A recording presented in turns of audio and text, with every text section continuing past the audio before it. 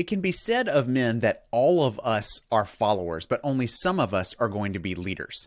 And I think when we hear that, that tends to be inspiration for us to try to become leaders. But if the reality is that all of us are going to be followers, we probably need to spend some time thinking about what it means to be a good follower. And today, that's exactly what we're going to do. Let's jump into the Manhood Tribes show.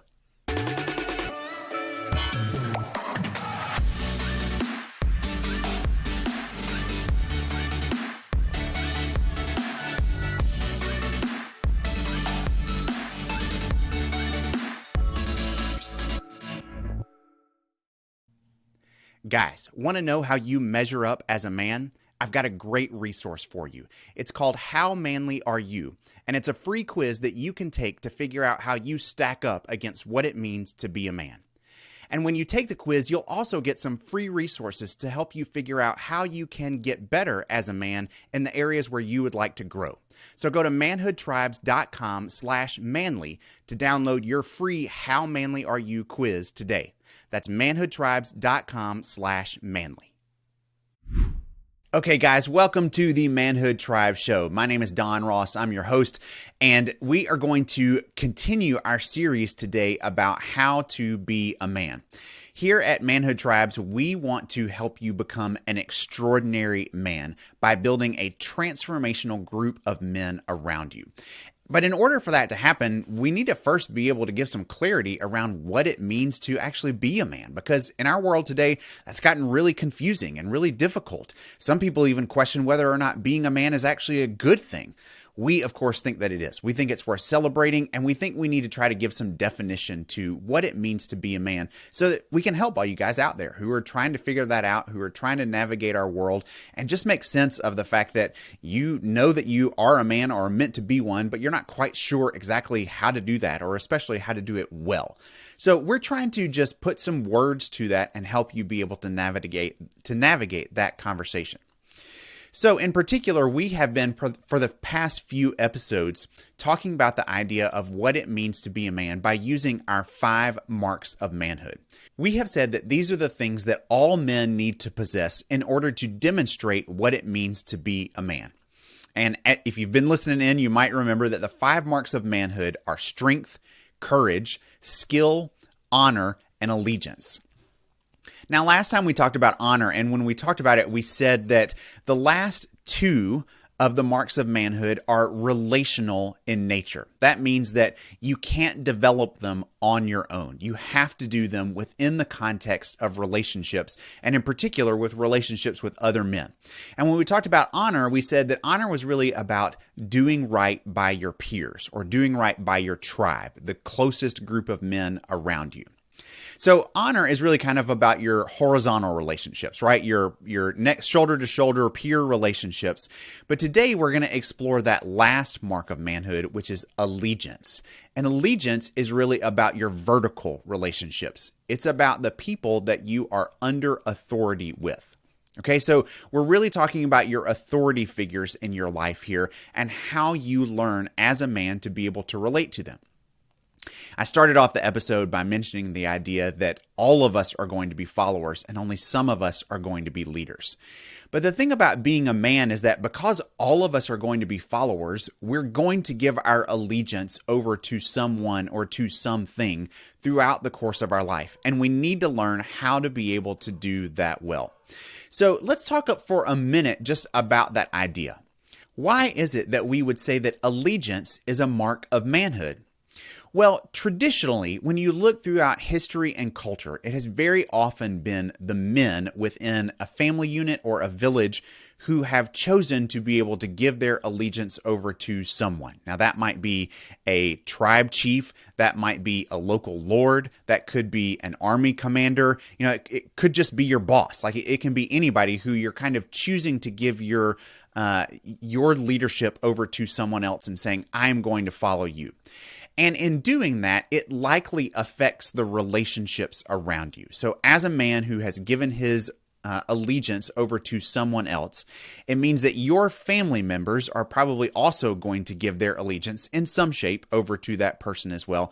And at the very least, your family life is going to be affected by your allegiance as a man. So throughout history and culture, you can make your comments about this as you want to, but a woman's allegiance has traditionally been to the men in her family around her, initially to her father and then eventually to her husband, whereas a man's allegiance has been external to the family, to some of the different just types that I just mentioned. So again, what that does is it tends to set up a type of cultural environment where allegiance is really important as a mark of manhood for helping to establish not only how the man is going to live and how he is going to be shaped, but even how his family and the relationships around him are going to be affected and shaped as well. So this is why allegiance is in particular an important mark of manhood. So for a man, learning to choose and navigate your allegiances is going to be really important, not only to thriving for yourself, but also for thriving in your relationships. Who or what you choose to follow isn't going to just affect you, it's going to affect those closest to you as well and what their lives look like. And if you do this poorly, it's not only going to go poorly for you, but it's going to have a negative impact on those around you. If you can't learn to be a good follower, then the people who are going to be affected the most by that are the people that you are closest to. Your family members in particular are going to suffer because you won't be able to do what you need to do as a man who is trying to follow and give his allegiance over to someone else.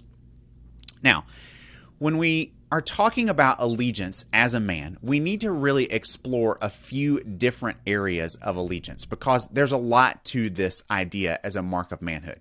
It's not just about like who your boss is, although that probably is important nowadays in the modern age of what it looks like to be a man. There's several different aspects of allegiance. So we need to talk about a few different categories. The first that we're going to talk about is immediate allegiance. Okay, immediate allegiance is that kind of thing of who am I immediately in allegiance to? Now, as a young man growing up, that probably is going to be your parents, your teachers, your coaches, maybe a pastor, some other kind of authority figure in your life around you. But immediate allegiance begins to change as you get older and you begin to take on some of that authority and responsibility for yourself that those parents and teachers and coaches have been having in your life. And as you enter the workforce, your immediate allegiance usually becomes your boss, or maybe some kind of a board of directors or something like that. Maybe if you own your own business, you happen to be in the weird place of being your own boss. And then you have to figure out what is your allegiance actually to. If you are your own boss, you still have to give your allegiance over to something in the way that you are running your business. Is that going to be all about your bottom line? Is it going to be about doing good work in your community? Is it going to be about serving those who are employees of yours? You've got to figure out where your ultimate allegiance lies in the way that you're handling being your own boss. Okay, so all of those things have to do with immediate allegiance. And we as men need to learn how to be able to follow in those places well. Immediate allegiance also has to do with things like government and law enforcement, meaning can I be a man who follows the rules of the community and the society around me? Am I going to be someone who respects other leadership, or am I going to live with a mentality that says, I know what's best for me, and if the laws don't work with that, then I'm going to buck the system and do what I want to do? You can try to go that route, but more often than not, it's going to get you in trouble.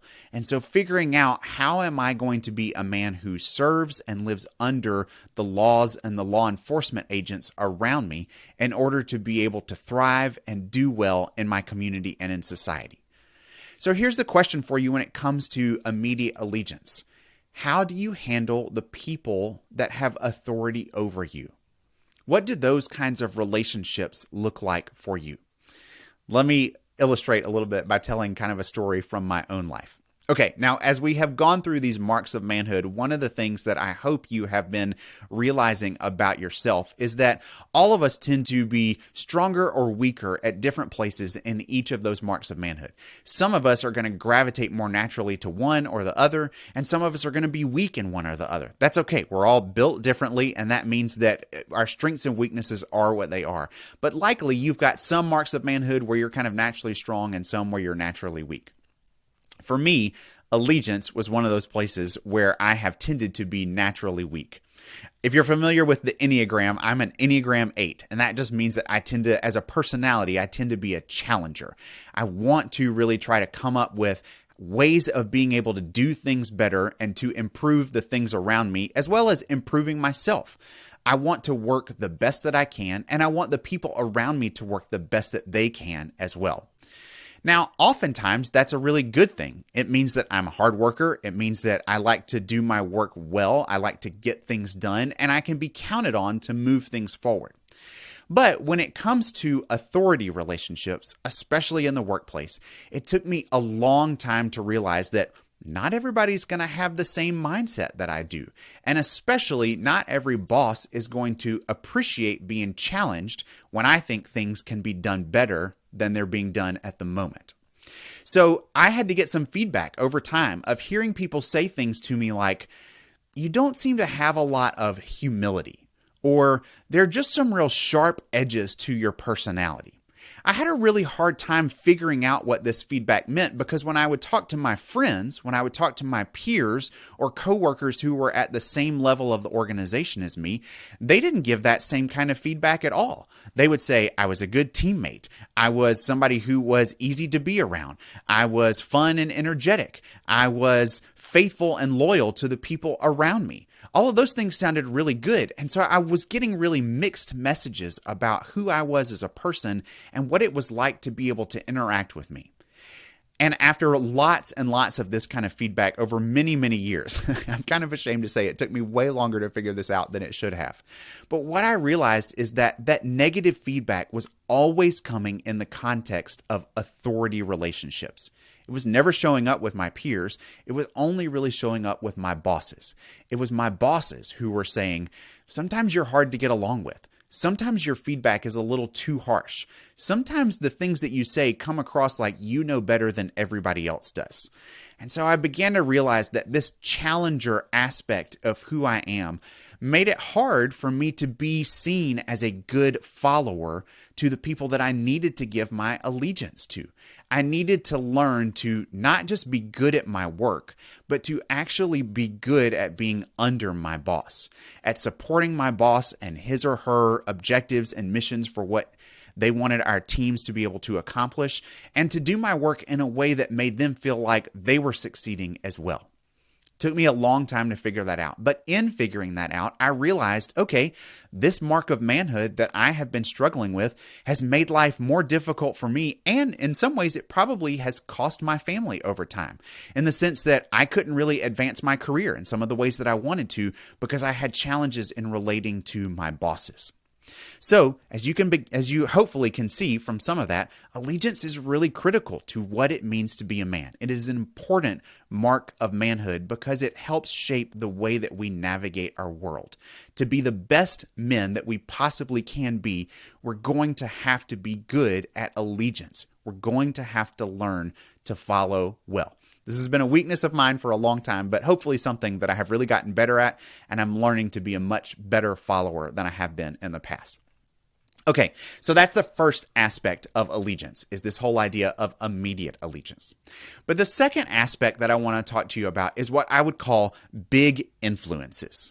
Big influences, okay? And so this just means, as men, one of our tendencies is that we can sometimes give ourselves over to big influences in a way that they begin to have a controlling effect on our life, and we now have an allegiance to a thing instead of just to a person. Now, this could take the shape of something really negative, like an addiction, where you have gotten to a place where porn or alcohol or gambling or you name it, fill in the blank, has gotten such a hold on your life that it is no longer just something that you do on the side or something that you do occasionally, but it has become something that really has control over you. Even to the point that you might say you have given yourself over to it and it now has your allegiance. You are serving that thing whether you ever meant to do that or not. But big influences aren't just about super negative things like addictions. They can also be just things that become really common in our world as men.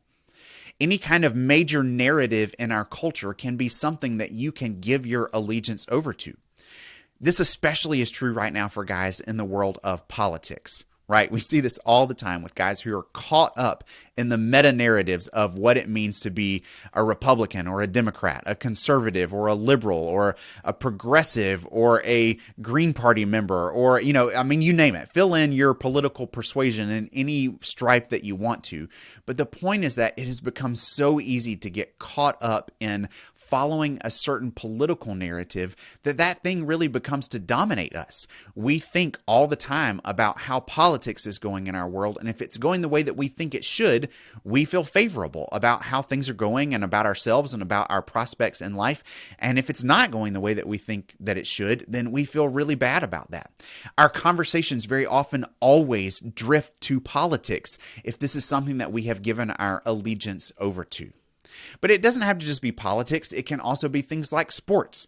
We all know the guy who can't talk about anything but sports when you're around him. It seems to be the only topic of conversation that he knows how to have.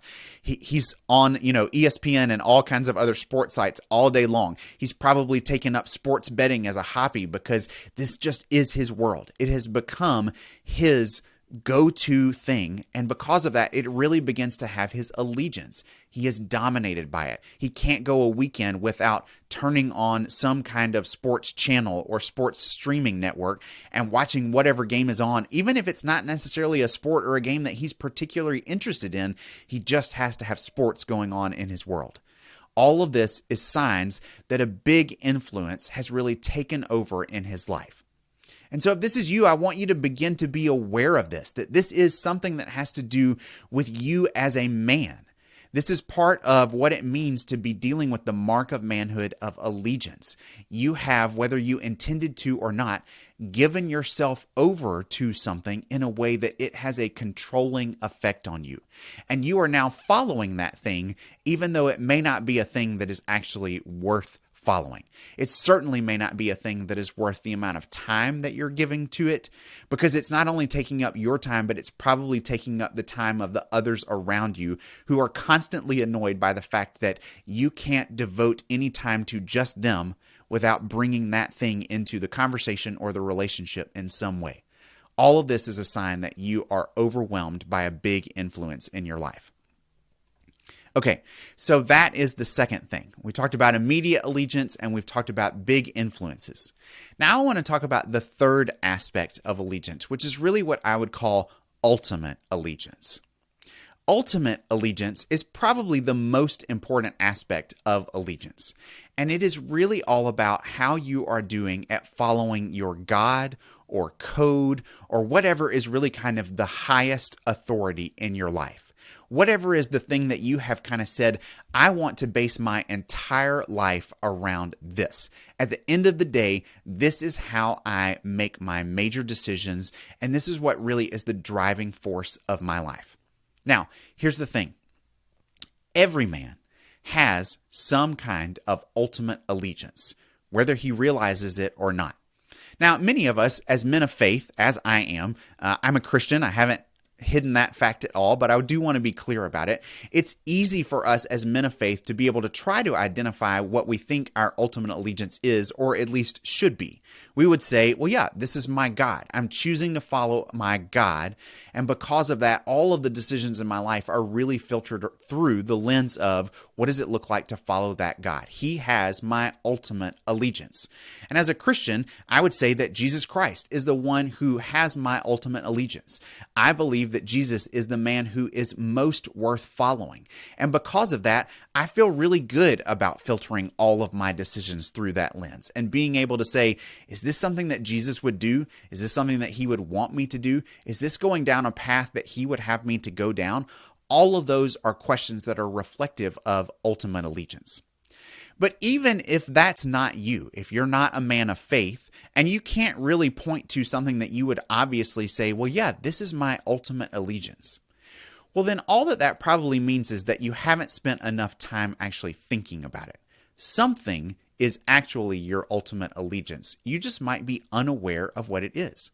It could be money. It could be that you have really decided that the thing that you want to follow after most in life is making money, being successful, and having enough to provide and then some for yourself and for the people closest to you.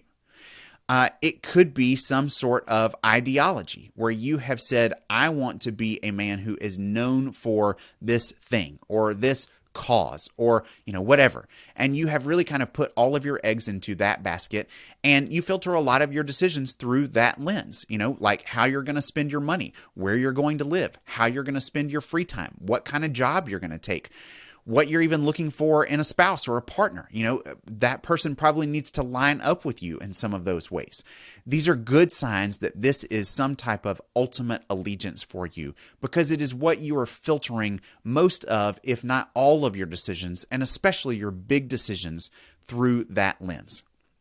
Now, I do want to challenge you as a man that thinking through your ultimate allegiance is really important. You need to know what holds that place in your life. You need to know who that is and why that thing is in that place of ultimate allegiance in your life. Did you choose it willingly? Maybe it has gotten to a place where it's one of those big influences that actually has moved into the place of an ultimate allegiance because you've given it so much of your time, attention, and resources that it has taken a place in your life that has become overpowering. And maybe you never meant it to be that, but it has become that for you. Countless men in our culture right now are living with some kind of version of their sexuality as their ultimate allegiance, especially for young men. This can take the form of pornography and prostitution and just any kind of sexual encounter and engagement that they can manage to get the time for and have access to. This has really become an issue for all kinds of men in our world today who are trapped by an ultimate allegiance to their sexuality, and really saying that even their identity revolves around who they are sexually, and trying to figure that out and put a label to it or not put a label to it and make sure that everyone else knows that that's how they define themselves. This is in the category of ultimate allegiance. Everything about you circles around or becomes identified with that thing. So I want you as a man to actually spend some time thinking about that. I want you to figure out what is the ultimate allegiance in your life, and should it actually be that? And if not, what do you want to be the ultimate allegiance in your life? What do you really most want to follow? And how can you take some steps to actually being a better follower of that thing? For those of you who are men of faith, and in particular are Christians like me, I really want to challenge you on this idea to be able to say, is your God, is Jesus actually your ultimate allegiance? If you would say that you're a Christian, but you don't necessarily filter all of your decisions through what you think Jesus would think about that, then maybe he isn't actually your ultimate allegiance. You might have other things that you are more loyal to or more allegiant to than you actually are to Jesus. Just because you call yourself a man of faith doesn't mean that your God is actually your ultimate allegiance. And that's worth thinking through as well. Can you justifiably say that the way that you spend your time, that the way that you spend your money, that the kinds of activities that you participate in, that the way that you think about what you're going to make of your life, and the kinds of things that you actually care about, can you say that all of those things are really shaped by your faith? Are they shaped by your God? Are they shaped by Jesus? If not, what are they shaped by?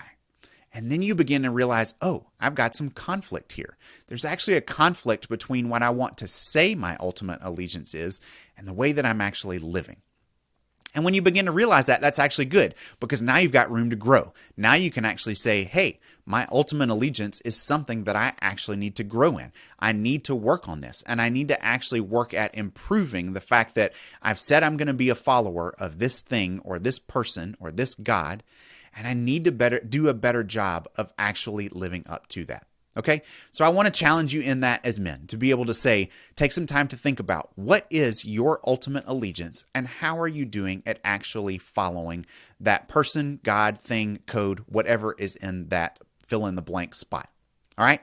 So we've done a good job of talking through those three things: immediate allegiance, big influences, and ultimate allegiance. And I hope you've gotten a really good picture of how important and crucial understanding allegiance is to what it means to be a man. We're going to deal with this topic a lot here on the Manhood Tribe Show because it tends to be one that gets really overlooked in our culture, but is one that is absolutely essential to understanding what it means to be a man. Now, to help you grow in that area of allegiance, I want to be able to give you a manhood challenge that you can take some practical steps with. So jump in with me to our Manhood Challenge segment where I'm going to talk about what you can do as an allegiance challenge. I'll see you there.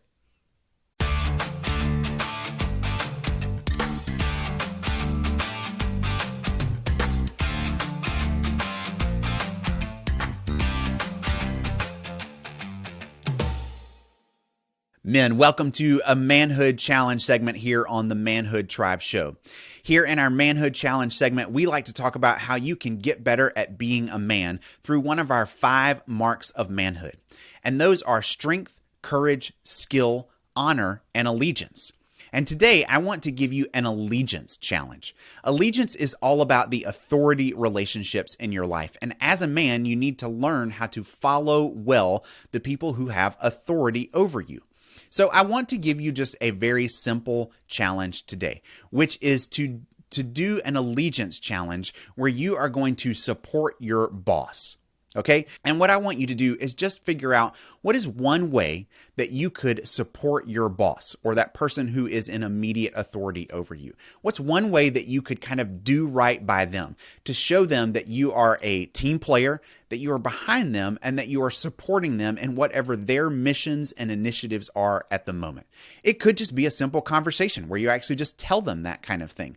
Or it could be a way of writing them a note, doing something that kind of displays that for them, treating them to some kind of special, occasion or meal, or any sort of way that just encourages them and reminds them that they have your support. Okay? That will be a great way for you to show and demonstrate your allegiance to the immediate authority figure in your life and help you to be able to grow as a man who is learning to be a good follower and be strong in allegiance. Thanks for joining me for this Manhood Challenge. I look forward to talking to you again next time on the Manhood Tribes Show. I'll see you then.